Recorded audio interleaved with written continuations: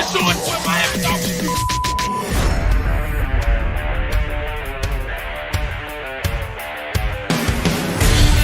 The pressure, he's in trouble. Loses the football. Touchdown! Got it! You have got to be kidding me. Jalen Waddle. It's a Dolphin touchdown. Going deep upfield on the near side, man open. Touchdown! Looking deep, he's got a man. Touchdown! The run from Tua Tagovailoa. Touchdown! He's going deep. He's got it for a touchdown. He's in. Touchdown!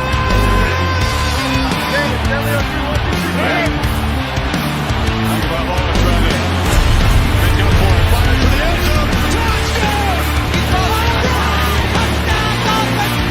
Beautiful day to be a Dolphin fan. 1, 2, 3, hit! Let's go!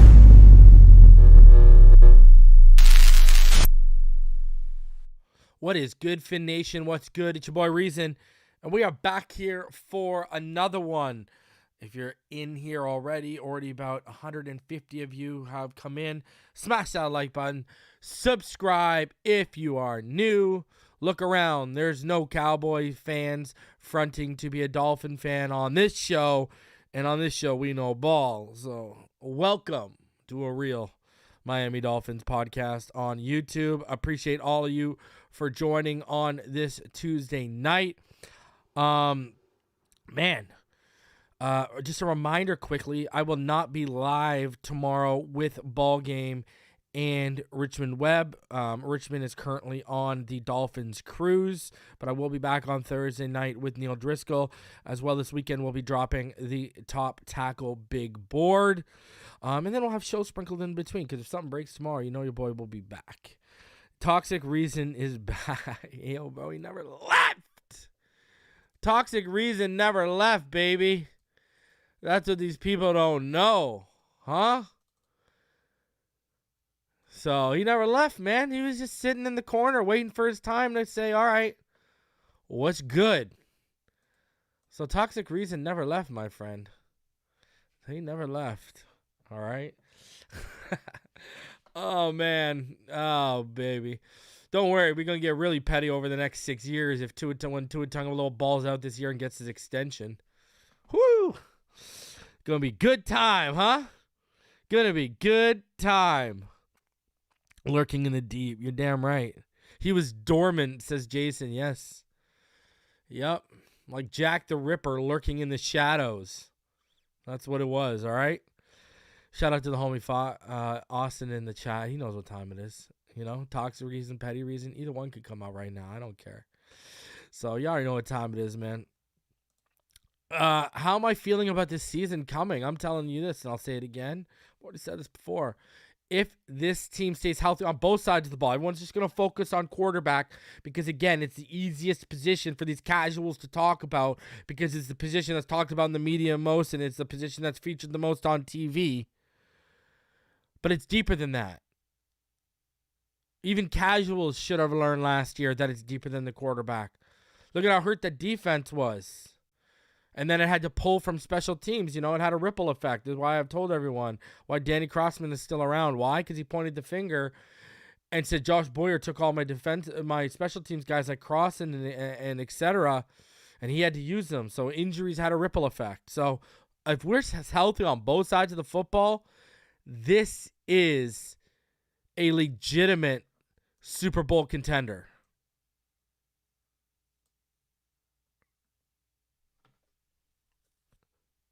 I'll say it again. If this team stays healthy on both sides of the football, and obviously the quarterback position does mean a little bit more, but we learned how badly did secondary depth kill us last year at times. Tyron Armstead needs to be healthy, right? Like, listen, shout out in the chat, because I think he's in the chat all right now. Shout out to the homie, one of my biggest supporters. Shout out to Jim, right? He's a good guy. He always holds me down, always supports. So shout out to Jim first and foremost. Second of all, you know, he's right. You know, he emailed me. He always emails me back, and we talk back and forth. He's a good guy. And, he said, everyone wants to talk about Tua, and I'm paraphrasing, but he said everyone wants to talk about Tua, but even when Armstead was out, backup quarterbacks were getting hurt. And he said if we don't have a extremely competent back for Armstead this season, this season won't be what any of us are hoping for. And I think he makes a good point, right?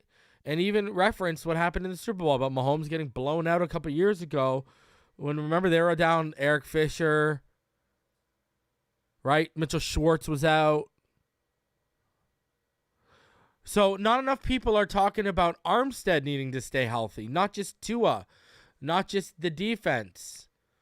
Armstead's just as key as for Tua staying healthy, especially with this offensive line as it stands. Now, unless we add a Darnell Wright or someone in this draft or Tyler Steen, okay, then I think we'll be a little bit more comfortable. But still, they're not proven commodities like Armstead. Armstead's top 3 when he plays. So not enough people are putting enough onus on Armstead staying healthy too, because that also affects the running game. Look at how easily we were running to that left side within the run game. Right? But not when he was out. So Jim making a great point. I told him I'd convey that point because I agreed with it 110%. And I think that's got to be factored in. When you look at everything, everyone just wants to talk about Tua because he can't talk about anything else because they don't know ball. So, listen, health is going to be key. If this team, knock on wood, health is the only thing that'll hold this team back from an AFC championship. I truly believe that. I think we've got the coach. See, I had this conversation with someone today. We've got the head coach. The offense is always going to be taken care of. We've got the defensive coordinator who's going to be around. It looks like head coaching isn't, it's not up the road for Fangio. It looks like he might settle in a little bit here. We've got these guys locked in. We've got the 2 core fundamental pieces. The head coach that'll take care of the offense and the defensive coordinator that's really of head coach capability who's going to lock down the defense. Now, comes down to execution. Execution and health. We've got the roster. I'm telling you, we are set up. Tua stays healthy, which I think he will. Prepare for it. I think we're going to see Tua's first basically fully healthy season. And that happens as long as the defense can stay healthy, along with Tua and Armstead. Man, this team is dangerous. This team is a legitimate Super Bowl contender. No one can tell me any different. No one can tell me any different. I'm sorry. No Cowboys fan trying to be a Dolphin fan. No Dolphin fan who can't watch film but tries to act like they can. No Dolphin fan that just is the biggest Flores supporter in the world. No Dolphin fan that's the biggest Tua hater in the world. No one can convince me. I don't care what walk of life you come from in this community. If this team's healthy, we are a Super Bowl contender. And I expect, at minimum, a divisional round appearance. At minimum. That's bare minimum. So that's me telling you, I ain't settling. If you get in the wild card weekend, you better win. Because really, this team should not be shooting lower than an AFC championship. So that's why I'm saying at minimum, give me a divisional round appearance. And let me also add the asterisk to that. If we have a bye, no excuse, you better win. If you win on wild card weekend and you're the higher seeded team, but then you go into the divisional round and you lose a tough, close game, okay. It's going to be tough. It's going to be hard on all of us, but at least we won a game and at least we made some progress here. I need to see yearly progress, but the way this team and the staff is being put together, I could understand if people were to say to me, losing in the divisional round isn't good enough. I would understand that. Let's put it that way. But I'm being realistic about a franchise that hasn't won a goddamn playoff game in how long? So let's not all of us start beggars. Can't all of it. Remember, I say this about the quarterback position, and I will say it about the playoffs. Beggars can't all of a sudden start becoming choosers. Let's start being real here. All right? People were begging for a quarterback of Marino's level. Tua goes and has a season last year, even if he did miss games, had a season last year that we haven't seen since 13 Dawand, the aqua and orange in terms of as a passer. Period. End of discussion. That's fact. And people are still being choosers when they've been beggars for over 20 years. Some of them, I don't even believe they've been fans that long. All right? Just saying, don't turn into that with the playoffs. If we win a playoff game, enjoy it. There are fans right now alive who've never seen a playoff win. I've seen a playoff win before. I watch it. I actually watched this team in the 90s. I'm not one of these people out here lying to all of you guys, clearly. Okay? So that's all I'm going to say. I'm going to pre-warn everyone on April 4th. Right? Listen, I'm all aboard. Less than a playoff win is unacceptable. That's why I added that. If you have a first-round bye, you better win that first game. If you're on wild card weekend, you better win on wild card weekend. And I don't want to. And I'll be on the. Listen, if they get the divisional round and they blow it, and they get the bye, do you think I'm going to say, oh well, it's progress. They won their division, and that's all fine and dandy. Don't matter when the second season starts. So that's where I'm at with this. I want at least one playoff win. That's progress, and no one can argue, and no one can debate progress. Sure, they can argue and debate their expectations, but you cannot argue and debate progress. And that is what we need to see this year. Now, personally, like I said, one win is the bare minimum, but I think this is an AFC Championship team. So that tells you where my expectations are. So don't get it all twisted just because I'm explaining everything here in depth. So that's where I'm at. All right? I need progress. That comes with at least a playoff win. Then we move on from that. If we get the playoff win this year, next year I expect 2 or more playoff wins. Right? And we're in April. So many things can happen. So many things can happen. Right? So that's why you haven't seen me give out record predictions. The offseason ain't even done yet. Training camp even started. I'm just saying on paper, that's what the expectations are. Why did you look at this team right now? So we got to still let the offseason play out. So, yeah, I went down a little bit of a tangent there of what I expect this team. But as you can tell, I got high expectations. Especially if this team's healthy. If this team's healthy and falls on its face, then yeah, I'm going to not be happy at all. And you aren't going to see hunky-dory reason, that's for sure. So, that's it. Just stay healthy. Just stay healthy, and everything will fall in place with this team. I truly, truly do believe that. So, yeah, that's where I'm at. 305 Darkest Night. I don't see him falling to 51, brother. I just don't see it. Now, anything can happen on draft night. I just don't see it. By the way, shout out yesterday. I had some donations after the fact because you can donate through with Super Thanks after the fact. I got to shout them out. So I had some donations. Yesterday I had 50th State Fins fan donated $9.99 through Super Thanks. So I got to give him a shout out. Thank you, 50th State Fins fan. Also, Rhino Sith sent a $5 Super Thanks yesterday. 2 hours ago. This screenshot was from yesterday. So shout out to Rhino. And then Samuel showing love with back-to-back $49.99 Super Chats.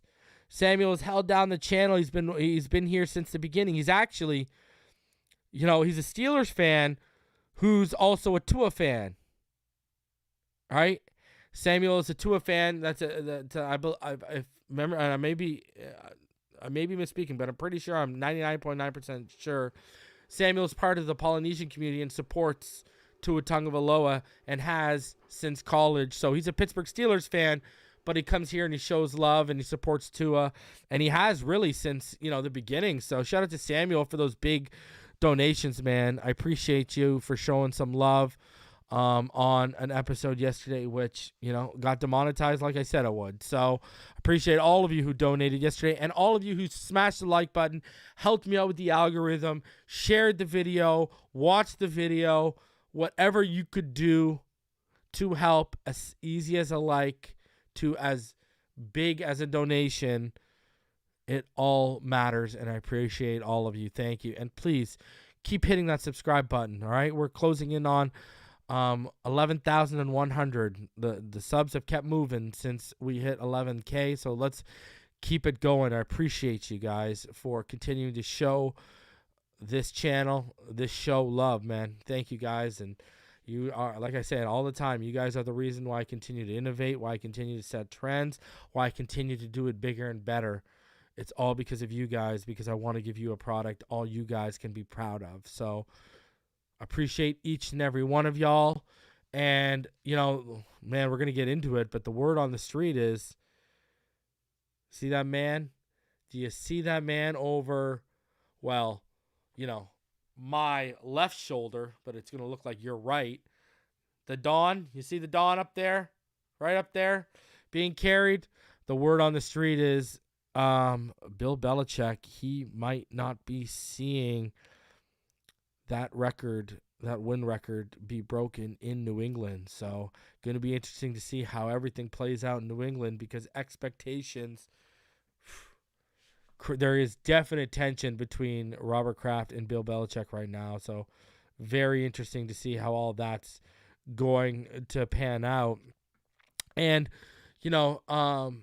we'll start off with this, because I got to start off with this because it's hilarious to me. We will start off with something a little non-Dolphins. We usually don't, but we will today start off with non-Dolphins because it's big news and it's a division rival. So, news broke today. Bill Belichick has shopped Mac Jones this offseason. Mike Florio has now turned from Tua Tagovailoa to targeting Mac Jones. Good for him. No, things aren't going well between Patriots coach Bill Belichick and quarterback Mac Jones. Following the posting of the item regarding the lingering tension between coach Bill Belichick and the 2021 first rounder, more information has trickled in.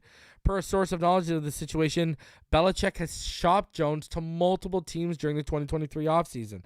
The full list of potential destinations isn't known. The teams mentioned as potential destinations were the Raiders, Texans, Bucks, and Commanders. Look at this guy. Tries to swoop in for the Texans, probably for a decently high draft pick.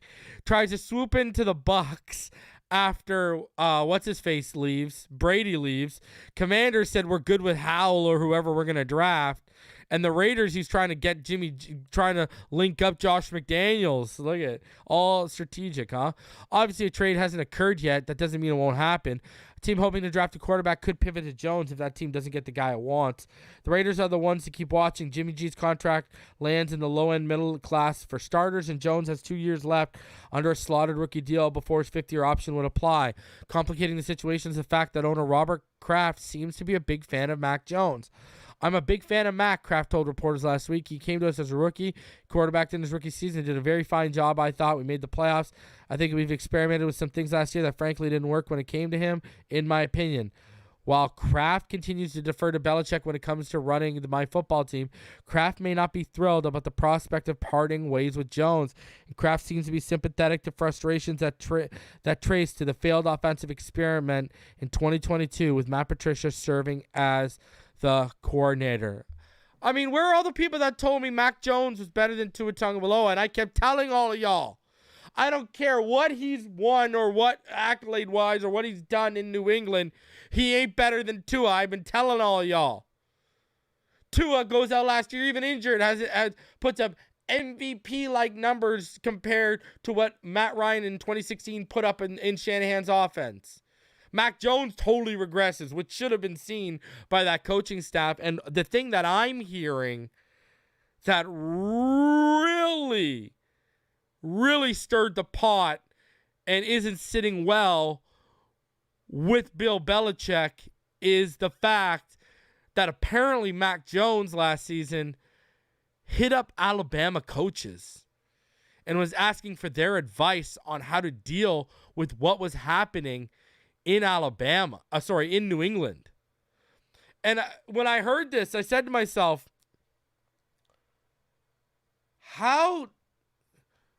what a lack of self-awareness of Mac Jones. What a lack of self-awareness. Now, I'm sure, Tua might have done that when things were going awry with him and Flores. But the difference between that and Mac Jones is calling guys at Alabama when Bill O'Brien, who's closely tied to Bill Belichick, is there. You got to know word's going to get back. And you got to know Bill Belichick is not going to like being undermined. Don't matter if it's Nick Saban or whoever. Just a dumb move by Mac Jones if that was true. And yeah, that's going to put you in the doghouse with a coach like that. And oh, the irony. Now Mac Jones is living out what Tua was living out. From the godfather of the cloth Flores was cut from. It's happening again with a young quarterback.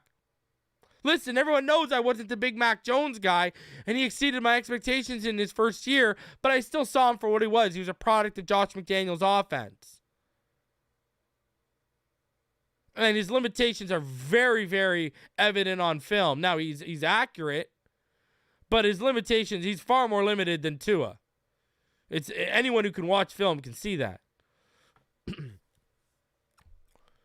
And now, look at what's happening. Another one of these guys from that coaching tree, now the dawn of the coaching tree, the root of the coaching tree is ruining a quarterback. But everyone told me Mac was better than Tua. And oh my, the irony that it's going to be Mac Jones ends up being the one shipped out. And you know why? Do you know why this is happening right now? Because look at the teams that were named there. All teams, the Raiders, all teams with high draft picks. Do you know why? Because they're going after Lamar. The New England Patriots are going to try and land Lamar Jackson. Watch. I would not be shocked if they signed him to an offer sheet or they tried to work out something privately with the Ravens. That's exactly what they're going to do. And that's the word trickling out is. That's what the play is. And that's what the play is. Bring him. Bring Lamar. I'm going to tell you why. Year one, it ain't going to be pretty. Year one ain't going to not be pretty in New England. That team is not built for Lamar Jackson. Both coaching staff and personnel-wise. It's going to turn into, okay, Lamar, how athletic can you be? How long can you extend plays? And how many plays can you make with your legs and your arm while you're on the move?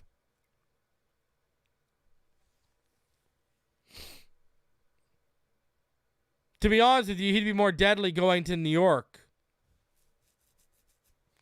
I'd be more worried about Lamar Jackson if he went to the New York Jets than I would of him going to the New England Patriots. I think Bill Belichick and that staff, Bill O'Brien will do good with Lamar. Problem is, Bill O'Brien will get a job somewhere else. Real quick. Look at, he's taken the path to become a head coach. He went back to Alabama to get a job to come back to the NFL. Got the job to come back to the NFL. He's going to be as soon as Lamar flashes in New England, Bill O'Brien's applying for jobs somewhere else. Mark my words, Fangio will be in Miami longer than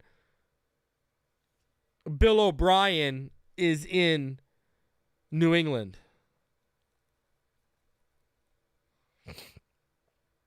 And there's only so much Bill O'Brien's going to be able to do.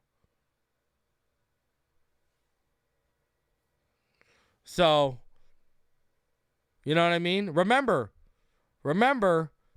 what did Bill O'Brien have to go out and do to get Deshaun to play at the level he played at? Can you look on that roster and see a DeAndre Hopkins? Because if those guys try to say Michael Gesicki is going to be the next big thing, I got a rude awakening for you in New England. Wait till your staff sees him block. Oh, yeah, that'll go over well. And wait till you see how physical he is at the catch point. And what he offers you after the catch. All right? Y'all thought Devontae Parker was going to save Mac, and how'd that turn out? Just saying. So, Lamar, to me, New England will take 2 or 3 years to get it right with Lamar. That offense will take 2 or 3 seasons to get right. You'll see flashes in year 1, but they'll still finish at the bottom of the AFC East. Well, them and the Bills will probably be fighting it out if the Jets get Rodgers. Because I think the Bills are taking a step back with Leslie Frazier gone. Tremaine Edmonds gone. You know, they lost Isaiah McKenzie. If you look at the Bills have regressed this offseason. So, battle for third place. There you go. Lamar versus Josh Allen. Sounds good to me. So, I am worried. I am not worried about Lamar Jackson going. And let's be honest. Look at our defense. Even before Fangio got here, we've already solved Lamar Jackson. All right, I ain't worried. We beat him the last 2 times we faced him. And one of those times, we shut him completely down. So I ain't worried about Lamar Jackson. All right? Because, I'll be honest with you, the Ravens are a team that's more built for him. That offense is tailored to him. I'm not worried about him going to New England, man. I ain't worried. I'm not worried at all. Nope. So, hey, and if he goes there, I think the Ravens are going to try. The Ravens are going to try and move him to the NFC.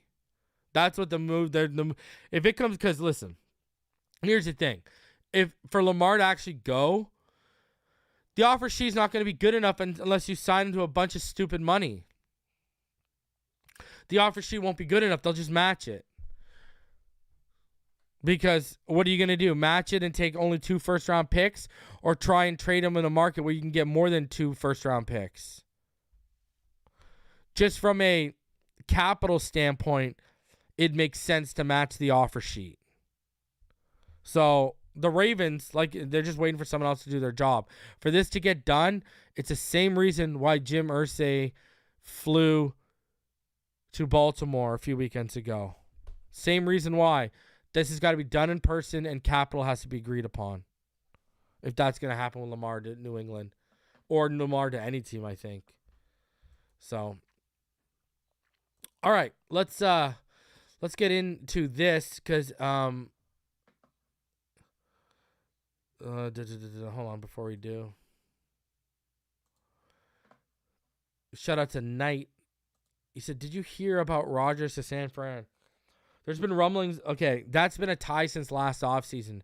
Shanahan and LaFleur have a seriously strained relationship because San Fran was trying to backdoor a deal with Rodgers exclusively to get him to San Fran last year around draft time. And that's, remember, LaFleur came from under Shanahan, right? And that's totally ruined LaFleur and Shanahan's relationship from what I understand. So there is legitimate. I know there's Rodgers a Cal guy, right? He's a Cal boy. So he went to Cal. I know he'd love to play a Cal in California. It would make sense because Purdy, listen, I don't think Purdy is going to be back to normal till 2024. So it would make sense. Get Rodgers, let Purdy heal, get right. But then what do you do with Trey Lance? Because they don't need him in Green Bay, right? they're going to go with Jordan Love. So you'd have to move Trey Lance. So it would make sense, though. It would make sense. So we'll see. We'll see. All right, let's get into this. Behind a paywall on The Athletic.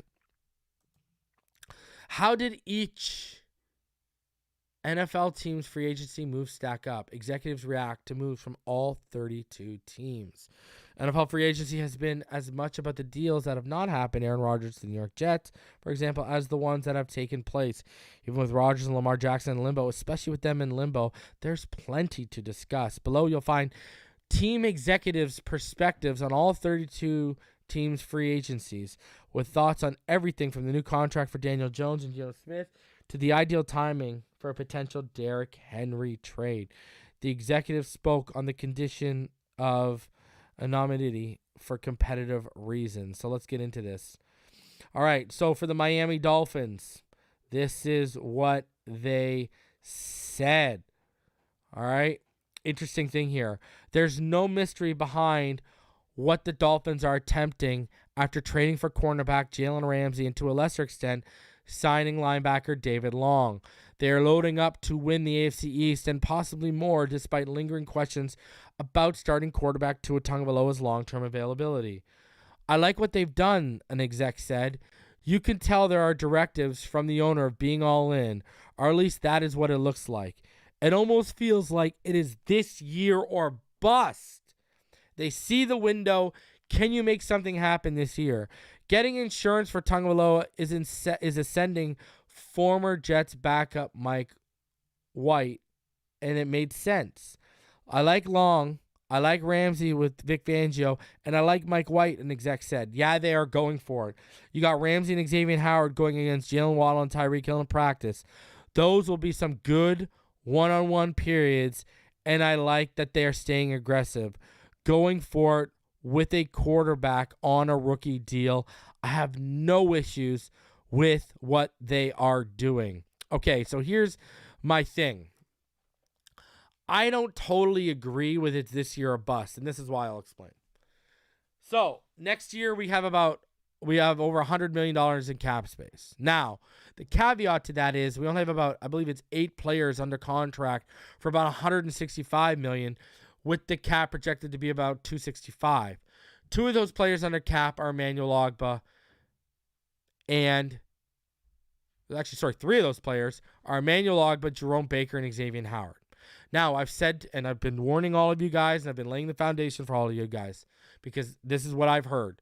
With Xavier Howard, he's going to have to play ball. If he balls out this year, he's going to have to play ball with us a little bit if he wants to stick around, in terms of how we went to bat for him and we gave him money, which was unprecedented right after he signed a new deal. He's going to have to return the favor a little bit for us to keep him on and make it work for a year or 2 longer, okay? Ogbah and Baker, there's a reason why they were not restructured this offseason while others were restructured, all right? And Jerome Baker restructured last year, didn't restructure this year. Same with Ogbah, didn't restructure, okay? They were not restructured because it is not for certain they are part of the long-term plans. Those 3 guys could be moved off of and move even up more capital up for us to play with. So, yeah, we got $105 million, but we got like 8 players under cap for $165. But the way it's been structured by Shore and Greer, we can move off of those guys. They aren't long-term contributors to this, and that money can be allocated elsewhere. So they've actually set themselves up very smartly. So this whole 1 year or bust, I don't agree with that, because the other thing, too, is what people need to remember, we get our draft picks back next year. So I think next year you'll start seeing us supplement with draft picks now. We'll take that more seriously. Yeah, we're going to spread the money around. We might have 1 or 2 big signings, but the rest of that $100+ million will be spread around. And then you will see us start to supplement positions with draft picks. And like I said, hopefully this year, with the way the draft falls to us, we can supplement a few positions this year. That's always the goal, right? That's always the goal. So we're in a different status than the Rams were. We are not. Look at the Rams. We're projected to be 165 million over the cap. We're under the cap. So the way this is being structured, the way this is being played, it's absolute masterwork by Brandon Shore and Chris Greer, and I always give them their props, and I always will. They have set us up and put us in a very, very good position. So, do I agree with the executives there that we've gone all in? There's no doubt about it. Yeah, I think we're all in. But I do not agree it is this year or bust. I truly believe this team has created another 2 to 3 year window on top of this season. It just all depends on how they continue to structure contracts. So that's what I think. So I agree with the executives to an extent. Saying it's this year or bust is very, very, very uneducated of an answer in my opinion. And that's just my opinion. Because when you do the research, it doesn't take long. Everyone has Google. When you do the research, no, we're not. We're set up actually in a position to continue to make moves and continue to make splashes moving forward. All right? The core piece guys are locked down and in. So people need to get that straight. All right? So, and on top of that, we're not accounting for, we're probably going to win a lot this year. And we're going to turn into a place where I think players, veteran players specifically, are going to take less to come here. Players are going to want to come here. So that means players are going to take less or concede on certain things with their contract. I believe that's a real possibility. All right? Now, we got to get into something here. I just keep getting vindicated, and it's always Barry who vindicates me. Whether it's stuff I hear backstage with what's going on with Tua and Flores, or whether it's stuff I hear rumblings, and he always vindicates me, and I love him for it. I've been telling all of you guys for over a week now, like we're into 2 weeks. We can actually say weeks now. Don't sleep on interior defensive line. Right? When all of us were thinking running back, tight end, the two positions I brought to the forefront are offensive line and interior defensive line. And Barry Jackson put out an article. Check this out. What have I been saying? If you're a Patreon, I let you know Carl Brooks was coming here, and then Barry Jackson vindicated me yesterday by announcing that they've summoned Carl Brooks. So another piece of Patreon info that's been corrected, that's been made out to be accurate by the great Barry Jackson. I just keep hitting on this stuff while other people are trying to reach with sources on big stories, and they just keep whiffing. So, right? When you get the little stuff like visits and stuff, right? Man, you got to start listening. So let's get into it here. Dolphins look to add defensive tackle depth, book draft visits with defensive ends. Offensive tackle and tight end might be the most glaring of the Dolphins' remaining needs, but they're not the only ones. With John Jenkins having left for the Raiders, the Dolphins need to add at least one player to back up nose tackle Raekwon Davis. They also seem to have interest in bringing in a couple of young defensive ends to develop, and they're using at least 2, probably more, of their 30 permitted draft visits on defensive ends. They have booked one of their 30 visits with Bowling Green defensive end / defensive tackle Carl Brooks. He's a guy who can move inside, outside like Ogba. They also summoned Nebraska defensive end Garrett Nelson to team headquarters on Tuesday, according to a Cornhuskers source. Brooks, who's 280 pounds, had 27.5 sacks and 46 tackles for loss in 5 years at Bowling Green, including 10 sacks last season. NFL.com's Lance Zierlein said of Brooks, the inclination to shrug off Brooks' production based on level of competition because of questions about his positional fit might be a mistake. Brooks' snap quickness, footwork, hand usage, and motor are all translatable play qualities. His movement and counters are intuitive, allowing for quick access into the backfield. Against the pass, he frequently beats tackles as a bull rusher off the edge. Brooks has the size of a 3 technique, but the versatility and athleticism to move around a defensive front. He flashes disruptive 3-down talent as a future starter in a one-gap scheme. Brooks is projected to go 133rd in Jordan Reed's ESPN mock draft, the Dolphins at the moment don't have a pick between 85 and 196. Wilson is listed at 240. Could go on the third day of the draft. He had 65 tackles and 5.5 sacks in 12 games last season and was second team all Big Ten. In 2021, he had 5 sacks and 11.5 tackles for a loss, which ranked 9th in the Big Ten. Meanwhile, there are 8 or so interior defensive tackles expected to go on the second day of the draft when Miami picks 51st and 84th. Most of them could play nose tackle. Reed has Michigan's 326-pound Mazi Smith, who I know they like, going 40th. Wisconsin's 317-pound Keanu Benton, who I got word yesterday they like, going 48th.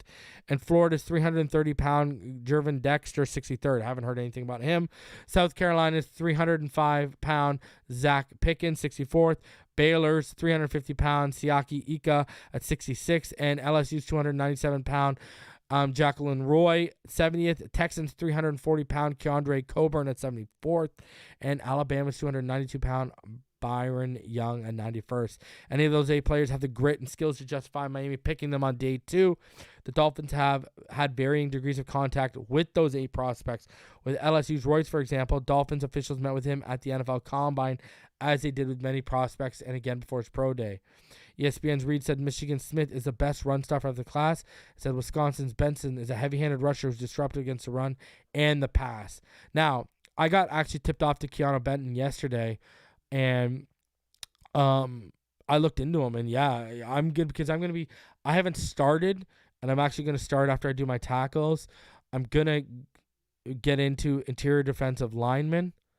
That's going to be one of the boards we're going to do as well. So we've already done running back. We've already done we've already done tight end. Offensive tackle is coming. I've only watched about 5 guys on the defensive line. And so I'm going to start diving into them as I'm putting together this offensive tackle and put together my board. So I'm going to do an interior defensive line board as well. Clearly we need to do one of those. So I don't know if that's going to be the last one or if it's going to be the 4th one, but we're doing tackle this weekend, and then we'll either do interior defensive line next week or the week after. And I'm going to put a poll up for members and Patrons only on the Patreon and on the community tab for members. I want you guys to pick the 5th board. All right. So we already have 4 with interior defensive line, right? Defensive line. And also running back, tackle, and tight end. So I want all y'all to pick the 5th. Hell, we could split interior defensive line into edge and tackle, but I think they'll be looking for guys who can move inside out, not just pure edge rushers. So just an update on that. All right. So because it's obvious the Miami Dolphins are looking heavily into adding defensive line depth at some point in this draft. That's why, listen, I went on drafttech.com and you can go check out the Johnson chart, right? And you go look at the values. And, a trade that's very intriguing to me, and it makes sense when you go by draft values. Let me know in the comments, would you trade the 51st pick to the Bears for 61 overall, pick 103, and then our 5th or 6th rounder? Because the math adds up in terms of value for them to move up from 61 to 51. If they added their 103 and a 5th or a 6th, the math adds up. So now you'd be picking at 61, 84, 103, and then so on and so forth. Now you can get a tight end, an interior defensive lineman, and a tackle. Boom. Sounds very interesting, especially if the board isn't falling your way. Like if Laporta, Kincaid, Washington, Michael Mayer, Darnell Wright, Dawand Jones, a lot of these guys are gone and the board ain't falling your way. That makes sense, man. I'm going to have a take on it when we get to it. I'm going to talk about that in a second. Don't worry. Because that's coming up real soon here. So, to me, I think that's worth discussing. I really do. And defensive line is, man, don't sleep on defense just because we went defense heavy in the draft. In free agency, right? They ain't done. Because remember, we don't even know what we have in a guy like Channing Tindall. You know what I mean? So, the reason why I bring up a Channing Tindall is because of what was just said in the comment section. Barry Jackson also tweeted out, per source, Texas inside linebacker DeMarvion Overshown is among draft prospects who was summoned to Dolphins headquarters today. Had 96 tackles, 10 for loss, and 4 sacks for Texas. Dolphins can bring in as many as 30 draft-eligible players who didn't attend high school or college here. Because that's another option. Do you guys want the 5th board to be linebacker? Because I was planning to do linebacker after tackle. So, you know what? We'll do linebacker after tackle.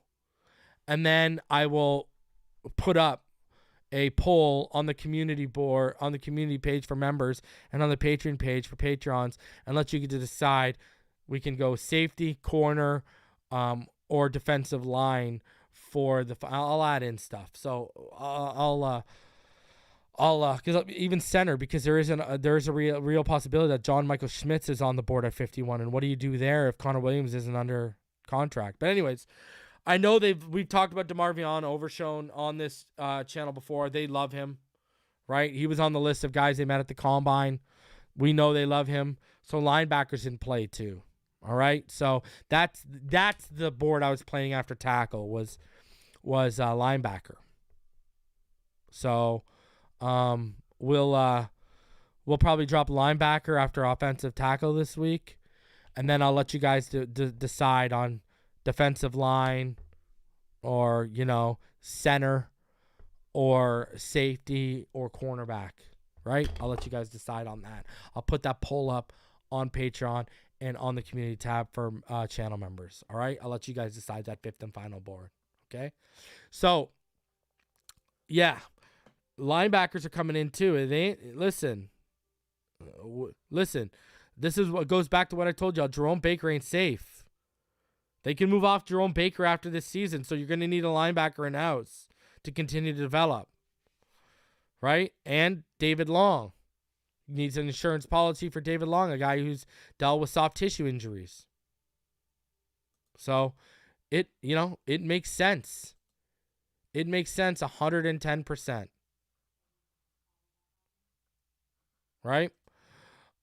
Interesting thing from here. I want to get your guys' opinion on it in the comments and in the live chat. Warren Sharp put out this interesting tweet because you would think the Dolphins would be higher on this list. The Miami Dolphins currently have the 8th most expensive wide receiver core. Now, you look at the talent we have, right? Even Cedric Wilson not being used, he's still a very talented individual. Braxton Berrios, talented out of the slot. Tyreek Hill, best receiver in the NFL, arguably. Jalen Waddle, thank God he's on a rookie deal, or we'd probably be in the top 5, right? For sure we'd be in the top 5. We might be in the top 3. You just look at the talent they've accumulated, and that's the key of making the most out of a unit that's been so impactful. Because let's be honest, the production, sure, they're the 8th highest and 8th most expensive wide receiver unit, but look at the production they gave. They gave, 3,000 yards just between Tyreek and Waddle last season. That's very, very impressive. So this is what high value, man. They may look at it and be, top 10 paid, but top 2 level of production from that room.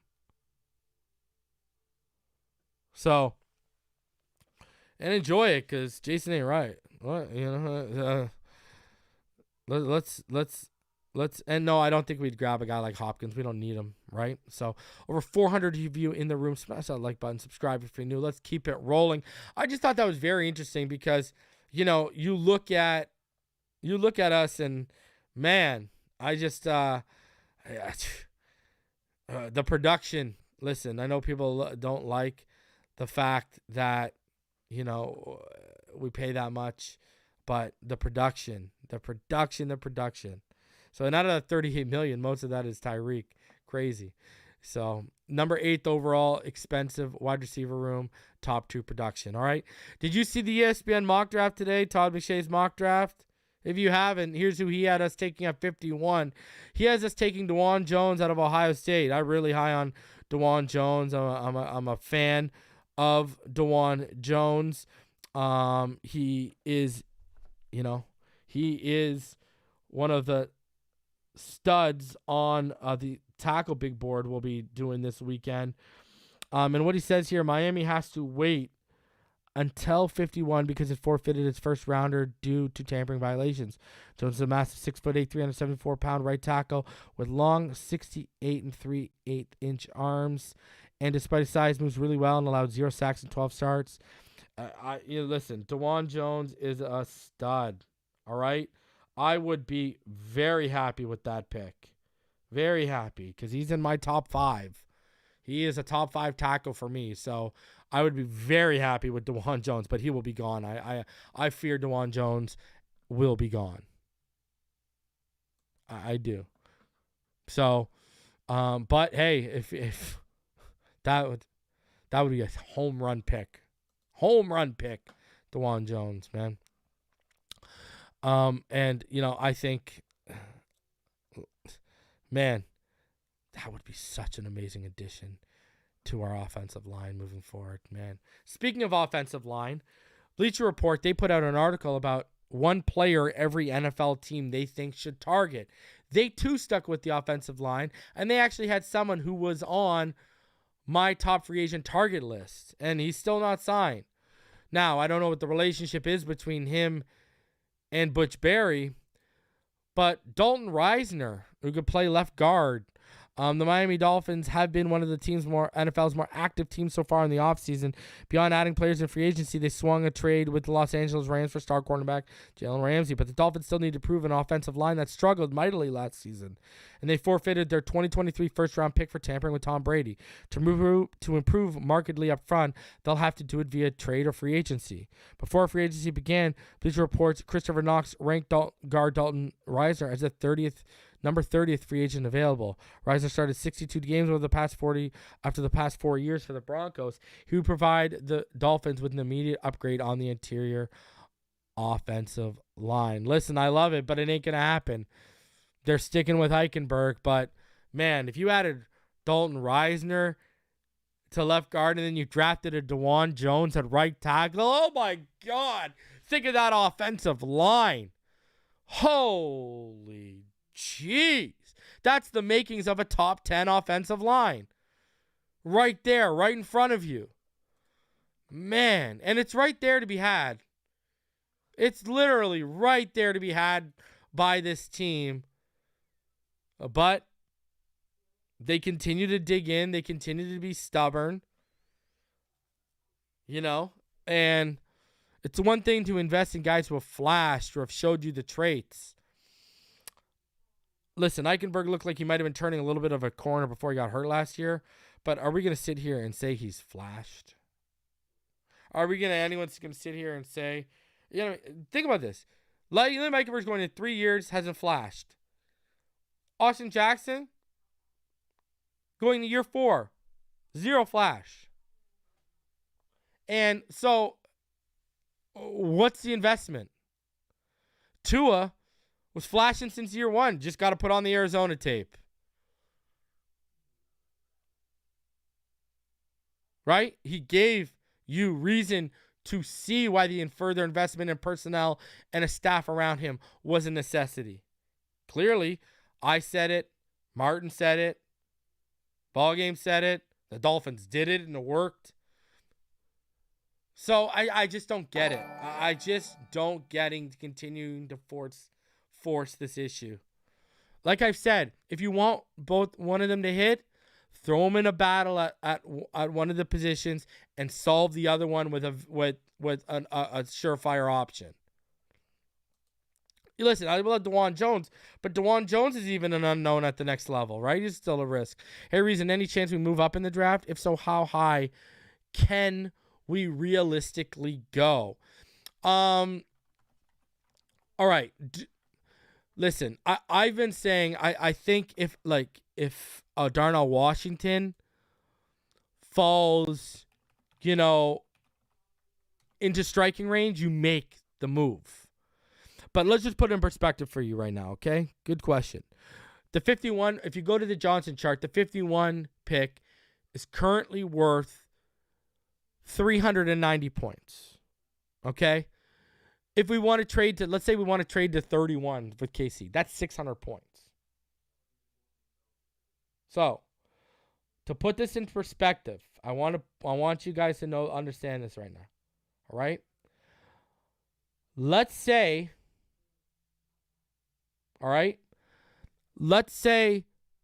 Darnell Washington is slipping into the 30s. All right? Let's just say.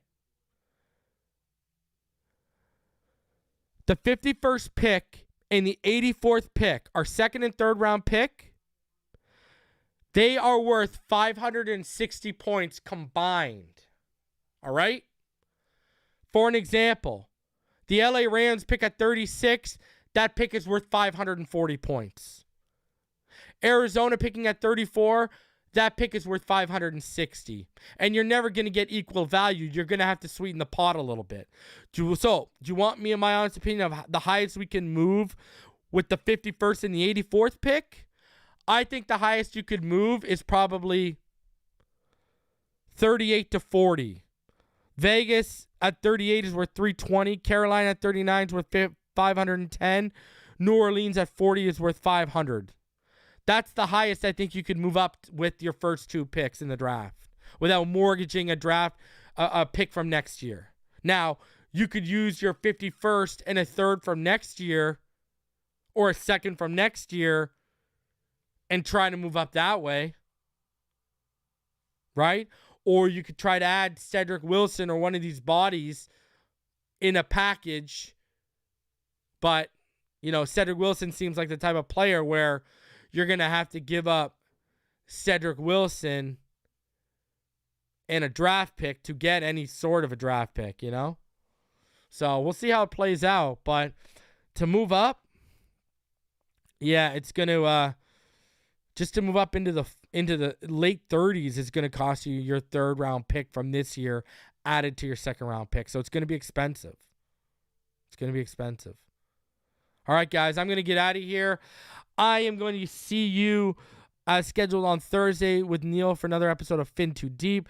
Offensive tackle big board coming this weekend. I'll be live again this week. If something breaks tomorrow, I'll be live. If not, just expect me Thursday. But until then, guys, you already know what time it is. I appreciate and love each and every one of you. Over 415 of you in the room. Smash the like button on the way out. Love all of y'all. Fins up all day, every day. See y'all on the next one, everyone.